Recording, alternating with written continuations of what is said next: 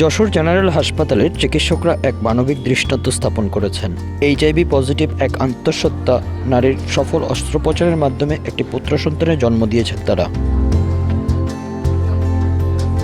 স্বজনদের বরাতে জানা গেছে 2018 সালের মনিরামপুর উপজেলার এই নারীর অ্যাপেন্ডিসাইট ধরা পড়ে। শহরের একটি বেসরকারি ক্লিনিকে অস্ত্রোপচারের মাধ্যমে তিনি সুস্থ হন, কিন্তু পরবর্তীতে তার শরীরে রোগ প্রতিরোধ ক্ষমতা হ্রাসকারী এই ভাইরাস শনাক্ত হয়। এরপর গোপনে চলছিল চিকিৎসা।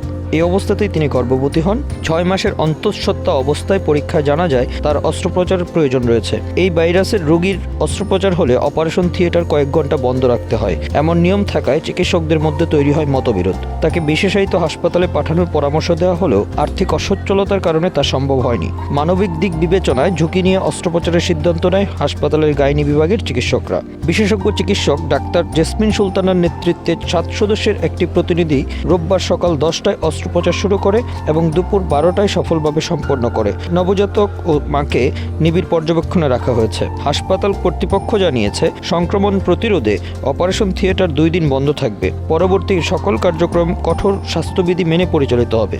এই অপারেশনটি যশোর জেনারেল হাসপাতাল দ্বিতীয়বারের মতো এমন আক্রান্ত রোগীর অস্ত্রোপচার। অপারেশনটা সফলভাবেই করা হয়েছে।